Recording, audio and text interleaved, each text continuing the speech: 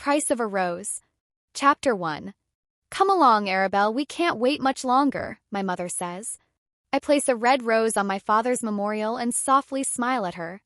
She wraps a shawl around me and leads me out of the flower garden to where the rest of my siblings wait. My father's death was unexpected.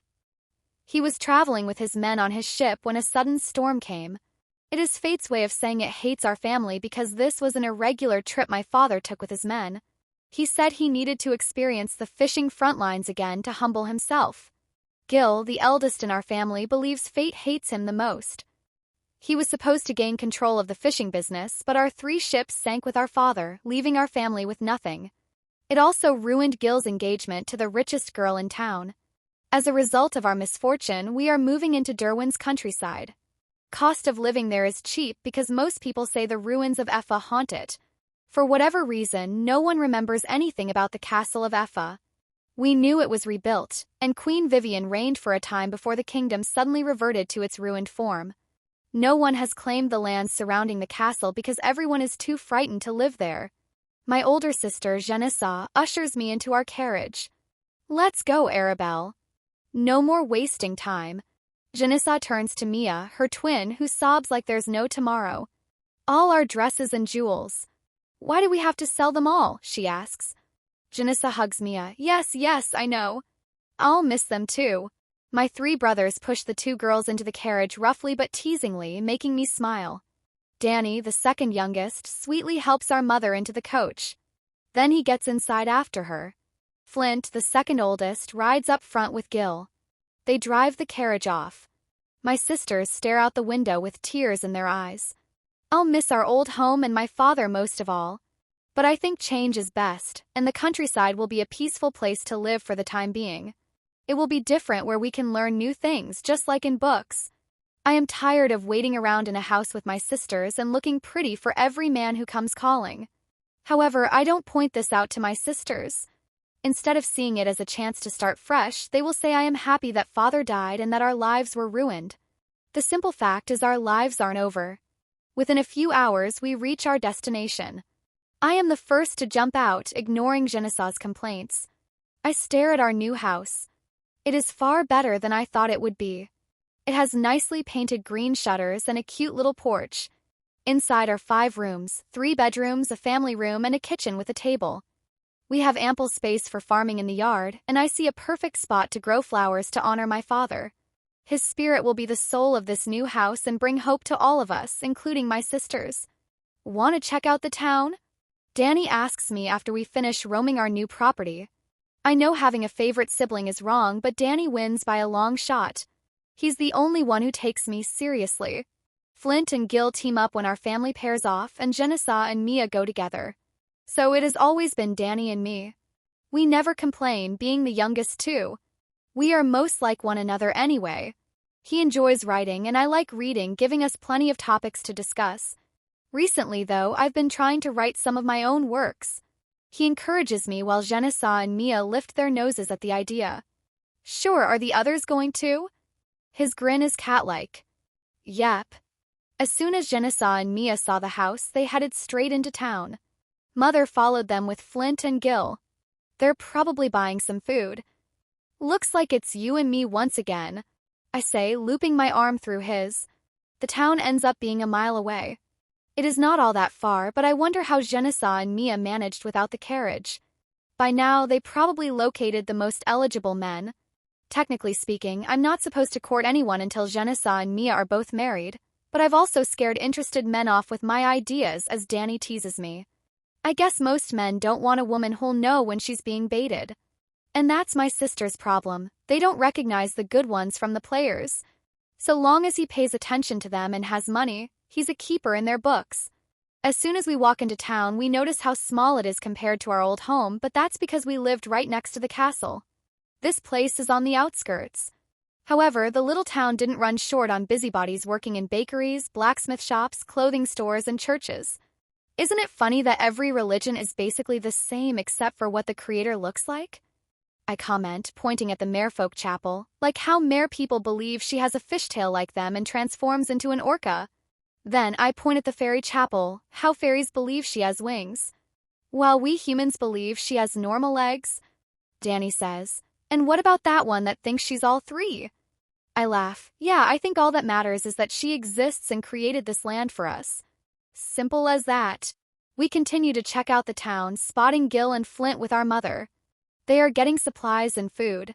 That's Gil for you, always thinking ahead. Then we spot Janissa and Mia gawking into a dress shop's window. Danny and I smile when Mia's nose scrunches. The twins are never satisfied with dresses as is. They always add personal touches, which are quite genius and fashionable. Suddenly, a man approaches them. They both nod to him politely, biting their lips. Seems they have already found their replacement for the men they left behind. I admit the man is handsome with his blonde hair swept to one side, blue eyes and tall figure. However, the darkness in his eyes and body language tells me he's a cunning predator. What do you think about him? Danny nudges me. He'll break their hearts. But I don't care for another vain person in the family, so I suppose that's for the best. Danny chuckles. Yikes, not even giving him a chance? He might be a good person, you know. Maybe, but my instincts tell me otherwise. You can't blame me for being cautious. Then I feel the man's eyes on me. Danny and I watch as he pushes past our sisters and over to us. My sisters don't look too happy as the man bows to me and extends his hand. You must be their youngest sister, Arabelle. My name is Emmett, he says, taking my hand and kissing it. I glance at Danny. He smiles cheek to cheek, trying not to laugh. I hold in my own laughter as the man straightens, letting go of my hand. I must say, you are the fairest of the three of you. How would you like to court me? A beautiful girl like yourself must be in a tight spot with your father gone and no husband. And picture this, a beautiful girl with a beautiful man. I'm sorry, I begin. My sisters would kill me if I got married first, so maybe you would prefer them.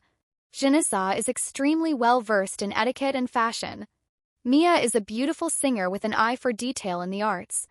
So long as you are constant, I shall gladly welcome you to the family. But I'm afraid I am not available at this time. Emmett grins handsomely, which sends my heart fluttering, betraying my mindful behavior. Ah, I see. If you want consistency, I'll gladly comply, Miss Arabelle. Just you wait. He winks before returning to my sisters. Danny and I crack up laughing. We start walking around the town again, away from Emmett and our sisters. We laugh until our chests and cheeks hurt all the same. I could hardly hold in my laughter when he approached you.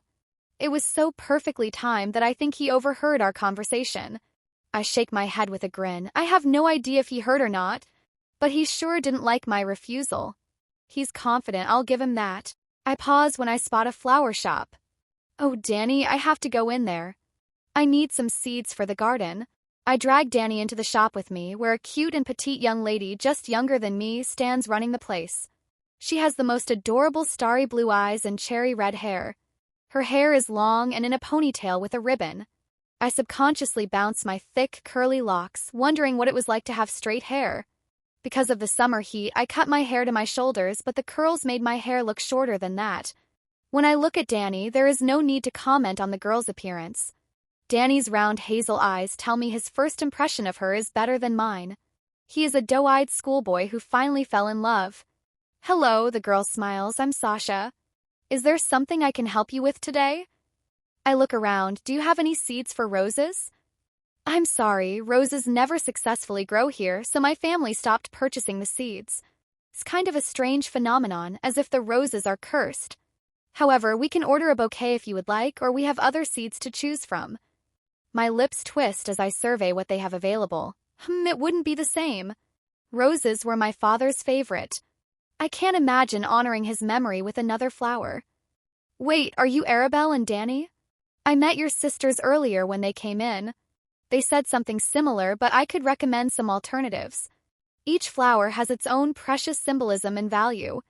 My heart warms, and I am glad Janissa and Mia thought about the significance of our old rose garden. Meanwhile, Danny sways when Sasha says his name. I place a hand on his shoulder, holding my giggles in. All right, what flowers do you recommend? Sasha scans the shop's inventory and confidently says, the forget-me-nots. They would be perfect for remembering your father. They are small, but I feel like it's a way our departed loved ones can quietly remind us of their existence. Aside from that, the seeds are on sale. She hands me a bag of tiny seeds to look at. The price is reasonable, and what's a flower garden without flowers? I give her some coins. Thank you. My father's spirit will enjoy them. Then I ask her, hey, what's fun to do around here? We could all spend the day together sometime. Danny and Sasha both blush. There isn't much. I guess we could go see the haunted castle, but otherwise there isn't anything too exciting. The village boys usually compete to see who dares race to the doors and wait the longest. I could bring my siblings and a family friend. That way, we would have an even number and make the game more enjoyable. When is the best time to do it? I ask. She doesn't have to think about it. At nightfall, when it's the scariest. That's the only time people can walk up to the doors anyway. During the day and full moons, some sort of magic keeps anyone from going inside. We can do it a week from now during the new moon. She looks at Danny and asks, how does that sound? Excellent, he says, his first words to her. She laughs sweetly and waves to us as we leave the shop. See you then. I turn to Danny. She is a keeper. She is sweet, kind, and thoughtful. She's the girl you've been looking for your whole life. He turns bright pink. Arabelle, I'm in the same boat as you. The other two got to get married first. Oh, come on, if I found the right person, I would disregard that old rule in a second. All of them are in their 20s and still aren't married. Danny chuckles. By the way, you do realize that you set yourself up with one of her brothers, right? That's okay. It doesn't mean I have to marry them. It's worth it to get you and her together. I just witnessed love at first sight in there. Arabelle, that's a myth. I smile and raise my eyebrows. Is it? Then I say, beginning to run, I'll beat you back home. Arabelle, you're like the slowest runner ever, he shouts, catching up to me within a matter of seconds. His brown curly hair bounces as much as mine as we continue to run back home. Our new life seems to be off to a good start.